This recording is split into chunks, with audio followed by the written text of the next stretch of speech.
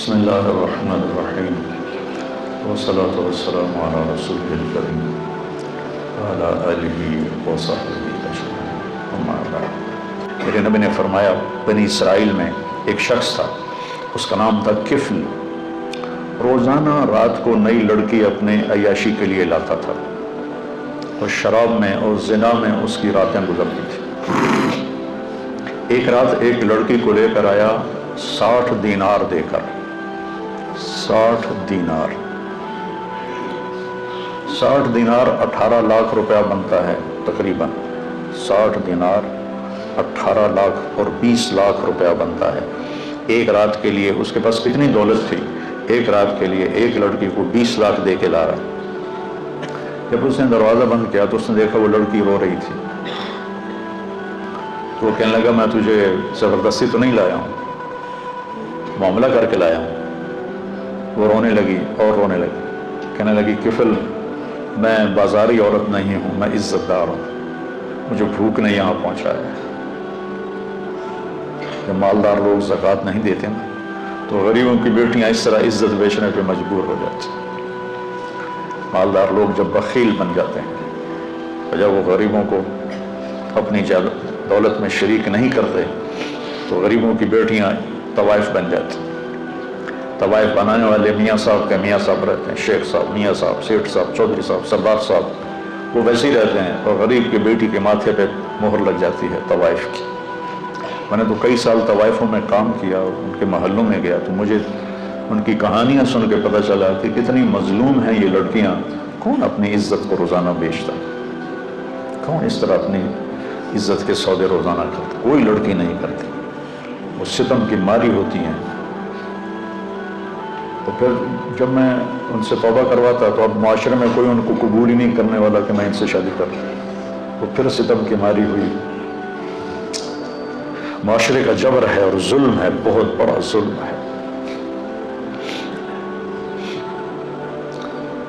تو وہ کہنے لگی مجھے بھوک نے یہاں تک پہنچایا ہے۔ تو کفل اس کے آنسو دیکھ کر اس کا دل نرم پڑ گیا اور کہنے لگا میری بہن، جس عزت کے ساتھ تو آئی تھی اسی عزت کے ساتھ واپس چلی جا، جو میں نے تمہیں پیسے دیے ہیں وہ بھی تو اپنے پاس رکھ، میرے لیے دعا کر، میں بہت گندا انسان ہوں، میں توبہ کرتا ہوں۔ کفر کو نہیں پتا کہ آج کی رات کیا ہونے والا ہے، اس کی پچھلی ساری زندگی گناہوں میں گزری ہے۔ آج کی رات اس نے توبہ کی، اس سحری کے وقت اس کی موت آ گئی۔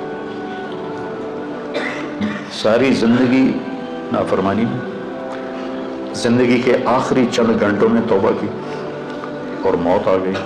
اب اگر اس شخص کو کل دیکھتے نا لوگ مرا ہوا تو کوئی اس کا جنازہ اور غسل تو کیا کرتا، کوئی اس پہ تھوکتا بھی نہیں۔ میرے اللہ نے غیب سے پردہ ہٹا دیا، سبحان اللہ، سبحان۔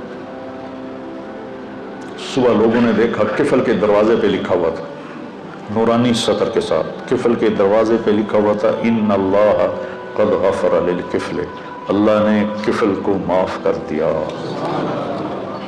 اس کی ساری زندگی ایسے گناہوں میں گزری اور اس کے چند گھنٹے پہلے اس نے توبہ کی اور اس پر اللہ کا امر آیا موت، اور اللہ اتنا خوش ہوا، اتنا خوش ہوا کہ اس نے اس کے دروازے، اللہ کوئی لکھواتا ہے کسی کے دروازے؟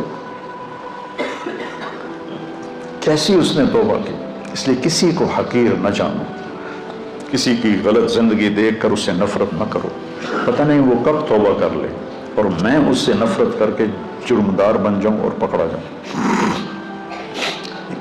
اللہ بہت کریم ذات ہے، پتہ نہیں کون سی بات اسے پسند ہے، کہ جاؤ معاف کی۔ شہنشاہ اعظم هو اللہ الذی لا الہ الا ہو عالم الغیب والشہادہ هو الرحمن الرحیم هو اللہ الذی لا الہ الا ہو الملک القدوس السلام المومن المہیمن العزیز الجبار المتکبر سبحان اللہ عما یشرکون هو اللہ الخالق الباری المصور له الاسماء الحسنى يسبح له ما في السماوات والارض وهو العزيز الحكيم سبح لله ما في السماوات والأرض وهو العزيز الحكيم له ملك السماوات والأرض يحيي ويميت وهو على كل شيء قدير هو الأول والآخر والظاهر والباطن وهو بكل شيء عليم. جو ایسی شہنشاہی صفت رکھتا ہو، وہ کہتا ہے جو مجھے منانے آتا ہے نا، وہ کتنے جا رہے ہیں؟ یار آج توبہ کر لے، آخری جمعہ ہے، توبہ کر لے، مسجد جا رہے ہیں. کہتے ہیں شرم نہیں آ رہے 900 جو کھا کے بلی حج کو چلی. تو وہ کہتا ہے پھر حج سے ہی جانا ہے، اور کتنے جانا ہے پھر؟ تو جس کو لوگ تانا دے رہے ہیں 900 چوہے کھا کے بلی حج کو چلی، اس کو اس کا رب کہہ رہا ہے آجا، میں تیرے انتظار میں کھڑا ہوں. فلقيته من بعيد، میں اس کا استقبال کرتا ہوں. ومن اعرض عني ناديته عن قريب، اور جو نہیں آتا، آخری جمعہ دے کر بھی نہیں آتا، تو میں خود جا کے اسے کہتا ہوں آجا میرا بندہ، دوستی لگا لے مجھ سے، تیری میری دوستی کا تجھے فائدہ ہوگا، میں تو ہر نفع نقصان سے پاک ذات ہوں. ان اتانی لیلا قبلته ان اتانی نہارا قبلته من اعظم منی جودا و کرما، مجھ سے بڑا سخی کون ہو سکتا. ایک حدیث قدسی ہے، اس میں اللہ تعالیٰ فرماتے ہیں یا عبادی انکم تخطئون باللیل والنہار، میرے بندو تم دن رات گناہ کرتے ہو. وانا اغفر الذنوب جميعا، اور میں تمہارے سارے معاف کرتا ہوں. تو ایک کام کرو، فاستغفروا، مجھ سے معافی مانگو، اغفر لکم، میں معاف کر دوں گا. علامہ عتبی فرماتے ہیں رحمۃ اللہ، یہ وہ دور ہے جب روضہ مبارک پر کوئی تالے نہیں تھے، دروازے نہیں تھے، ہر کوئی آتا جاتا تھا، پہلی صدی کی بات. فرماتے ہیں کہ میں قبر پہ بیٹھا ہوا کچھ پڑھ رہا تھا، ایک دیہاتی آیا اور اس نے اپنے اونٹنی کو باہر بٹھایا اور اندر آیا اور آ کر آپ کو سلام پیش کیا، الصلاۃ والسلام علیک یا رسول اللہ. پھر کہنے لگا یا رسول اللہ، آپ کا رب کہتا ہے، یہ اللہ کے نبی سے وہ بات کر رہا، آپ کا رب کہتا ہے وَلَوْ أَنَّهُمْ إِذْ ظَلَمُوا أَنفُسَهُمْ جَاءُوكَ فَاسْتَغْفَرُوا اللَّهَ وَاسْتَغْفَرَ لَهُمُ الرَّسُولُ لَوَجَدُوا اللَّهَ تَوَّابًا رَحِيمًا. سبحان اللہ. کہتا ہے یا رسول اللہ، آپ کے رب نے ہمیں قرآن میں بتایا ہے، وہ کہتا ہے کہ جب یہ اپنی جانوں پہ ظلم کر کے آئیں، یعنی گناہ کر کے آئیں اور آ جائیں آپ کے پاس اور مجھ سے معافی مانگیں، فاستغفر اللہ، مجھ سے معافی مانگیں، اور پھر آپ بھی ان کے لیے معافی طلب کریں مجھ سے. ایک یہ خود معافی مانگیں اور ایک پھر آپ بھی سفارش کریں اور ان کے لیے معافی مانگیں. لوجد اللہ توابا رحیما، تو دیکھیں گے کہ میں بہت ہی توبہ قبول کرنے والا اور رحم کرنے والا ہوں.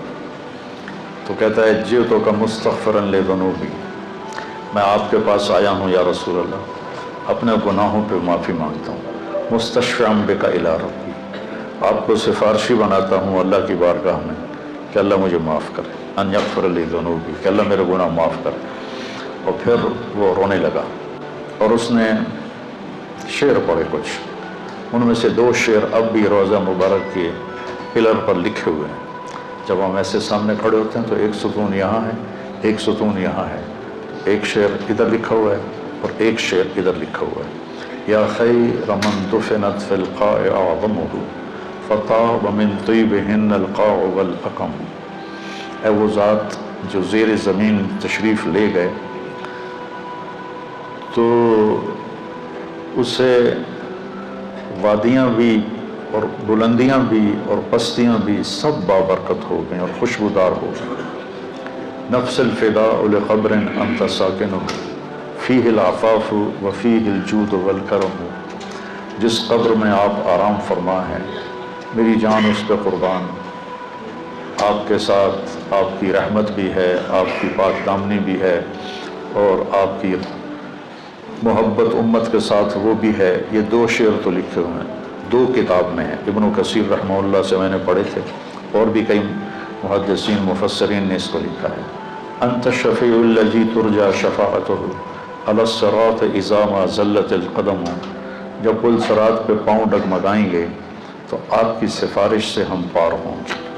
وَصَاحِبَكَ لَا أَنْسَاهُمَا أَبَدًا، اور میں آپ کے ساتھی ابو بکر اور عمر کو بھی نہیں بھول سکتا۔ مِنِّ السلام علیکم وما جرى القلم، جب تک قلم والوں کے قلم چلتے رہیں۔ سبحان اللہ، کیا بات کر رہے ہیں، جب تک قلم والوں کے قلم چلتے رہیں میرا سلام آپ تینوں کو پہنچتا رہے۔ تو 15ویں صدی جا رہی ہے، قلم تو کسی دن بھی نہیں روکا۔ کیا وہ فصاحت کا بادشاہ تھا دیہاتی کہ ایسی تعلیق کر گیا، ایسے اپنے سلام کو ایسی چیز کے ساتھ جوڑ گیا کہ مدرسۃ الحسنین میں بھی قلم چلیں گے، اور یا بازار میں قلم چلیں گے یا دفتروں میں قلم چلیں گے تو میرے نبی کا سلام میرے نبی کو اس کا سلام پہنچتا رہے گا۔ یا خیر من دفنت فی القاع اعظمہ فطاب من طیبہن القاع والاکم نفس الفداء لقبر انت ساکنہ فیہ العفاف وفیہ الجود والکرم انت الشفیع الذی ترجى شفاعتہ علی الصراط اذا ما زلت القدم وصاحباک لا انساہما ابدا منی السلام علیکم ما جرى القلم۔ آنسو پہنچتا ہوا باہر نکل گیا۔ تو عاطبی فرماتے ہیں مجھے ایک دم نیند آ گئی، قبر پر بیٹھے ہوئے نیند آ گئی، تو میں نے خواب میں دیکھا اللہ کے نبی تشریف لائے، کہا کہ عاطبی اٹھو جلدی جاؤ اور اس دیہاتی سے کہو کہ تیرے رب نے تیری فریاد کو سنا اور تیری بخشش ہو گئی۔ تو اللہ تعالیٰ کہتا ہے میرے بندو تمہیں بھولنے کا مادہ ہے، تم ضعیف کمزور ہو، تم سے گناہ ہوتے ہیں، تو تم مجھ سے معافی مانگو، میں معاف کر دوں گا۔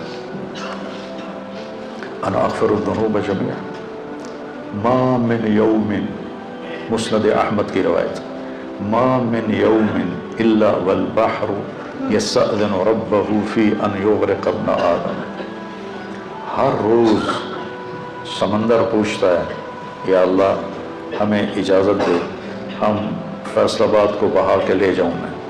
کراچی کا سمندر نہیں، 7 سمندر پوچھتے ہیں کہ یا اللہ مجھے اجازت دے دو میں ان ساری دنیا کے نافرمانوں کو بہا کے لے جاؤں، اور سمندر کو فیصل آباد آنے میں کچھ دیر لگے گی۔ والارض تستأذن فی ان تبتلعہ، یہ زمین پوچھتی ہے یا اللہ مجھے اجازت دے میں ان کو نگل جاؤں، ہٹ جاؤں، نگل جاؤں۔ والملائکۃ تستأذن فی ان تعاجلہ وتہلکہ، وہ فرشتے کہتے ہیں یا اللہ کہ تیرا کھا کے تیری نافرمانی کرتے ہیں، ہمیں اجازت دے ہم ان کے سر اڑا دیں۔ فرشتے غصے میں ہیں، زمین غصے میں ہے، سمندر غصے میں ہے، ہماری نافرمانیاں پانیوں پر بھی ہیں اور ہماری نافرمانیاں دھرتی پر بھی ہیں اور ہماری نافرمانیاں فضا میں بھی ہیں۔ جہازوں میں شراب سرو کی جا رہی ہے، اور میں بڑے بڑے بحری جہازوں میں نے سفر کیا ہے، وہاں سارے اس میں ناچ کے کلب اور شراب خانے اور جوئے خانے سب کچھ اس میں چلتے ہیں۔ وہ دھرتی کو ہم نے جوئے کے اڈوں سے، زنا کے اڈوں سے بھر کے رکھ دیا ہے، سود کے ساتھ بھر کے رکھ دیا ہے۔ تو یہ تڑپتی ہے، وہ تل ملاتی ہے کہ اللہ مجھے اجازت دے میں ان کا کام تمام کروں۔ اب اللہ کیا کہتا ہے؟ جس کی نافرمانی ہو رہی ہے غصہ تو اسے آنا چاہیے۔ وہ کیا کہتا ہے؟ وہ کہتا ہے دعو عبدی فانا اعلم بعبدی منکم، چلو چلو اپنا کام کرو، جاؤ جاؤ اپنا کام کرو، میرے بندے کو چھوڑ دو، اسے کچھ نہ کہو، میں تم سے زیادہ بہتر اس کو جانتا ہوں۔ دھرتی جل رہی ہے، اس کا کلیجہ جل رہا ہے، اس پہ شراب پی جا رہی ہے، قتل کیے جا رہے ہیں، زنا ہو رہے ہیں، شرابیں پی جا رہی ہیں، جوئے کھیلے جا رہے ہیں۔ وہ کہتی میں پھٹنا چاہتی ہوں، ان کو نگلنا چاہتی ہوں۔ سمندروں میں جوش اٹھتا ہے کہ میں ان کو ڈبونا چاہتا ہوں۔ فرشتوں کو غصہ آتا ہے کہ ہم ان کی گردنیں اڑانا چاہتے ہیں۔ اور جس کو غصہ آنا چاہیے وہ کہتا ہے چلو چلو اپنا کام کرو، میرے بندے کو کچھ نہ کہو، میں اس کو تم سے زیادہ بہتر جانتا ہوں۔ ان کان عبدکم فشانکم بہ، اگر یہ اس بندے کو تم نے بنایا ہے، تم نے پیدا کیا ہے تو پکڑ لو، مار دو۔ وَإِنْ كَانَ عَبْدِي، اور اگر میں نے اسے پیدا کیا ہے، میں نے اسے بنایا ہے، تو میں جانوں میرا بندہ جانے، منی وَإِلَيَّ عَبْدِي، میں جانوں میرا بندہ جانے۔ سبحان اللہ۔ اگر کوئی ہم سے ناراض ہو جائے، ہم اس کو منانے جائیں تو وہ ہمارے استقبال کے لیے باہر کھڑا ہوگا یا دروازے کو کنڈی لگوائے گا؟ بولو۔ میرے دو بزرگ تھے، دونوں ہی فوت ہو گئے، وہ آپس میں دونوں بھائی تھے، وہ دونوں لڑ پڑے، میں صلح کرانے لگا تو ایک نے میرے اوپر بھی چڑھائی کر دی، اور میں صلح کراتے کراتے میں مجرم بن گیا، بھائی تو وچ وڑیا کیا ہوں میں، دونوں میرے چاچے تھے، تو میں اس کو منانے گیا، وہ دو لڑ رہے ہیں، میں صلح کروا رہا ہوں، اس کو غصہ چڑھا کہ اے وچ پدی کی بول پئی وڑیا چ، میں گیا ان کو منانے کے لیے، میرا نوکر گیا پتہ کرنے بھی گھر میں ہے کہ نہیں، جب انہوں نے میرے نوکر کو دیکھا تو وہ گھر سے اٹھے اور ڈیرے میں چلے گئے کہ ڈیرے میں تو نہیں آئے گا نا، وہاں اور لوگ بھی ہوتے ہیں، گھر میں شاید آ کے مجھ سے معافی مانگے اور میں نے معاف نہیں کرنا، ڈیرے میں چلے گئے، تو مجھے نوکر نے آ کے بتایا جی وہ ڈیرے میں چلے گئے، تو میں ان کے ڈیرے میں چلا گیا، وہاں ایک نوکر ان کو دبا رہا تھا، میں جا کے ان کے پاؤں کی طرف بیٹھ گیا، میں نے کہا چاچا جی معاف کر دو، 1.25 گھنٹے مجھے منتیں کروائیں پھر معاف کیا، 2.25 گھنٹے خون کا رشتہ، چاچا بھتیجا، اور ساتھ یہ کہے میں نے پتا تو بڑا بڑا مولوی ہے، میں تینوں معاف نہیں کرنا۔ آخر گاؤں کے لوگ کٹھے ہو گئے، رشتہ دار کٹھے ہو گئے، اور بھائی بھی آ گیا، سب نے منتیں کہ میاں صاحب معاف کر دیو، چاندی کرو، 1.25 گھنٹے کے بعد کہتا اچھا جا معاف کیتا۔ یہ انسان کا انسان سے معاملہ ہے، اور وہ اللہ جس کے سر کے بال سے لے کر پاؤں کے ناخن تک سب کچھ اس نے ہمیں دیا۔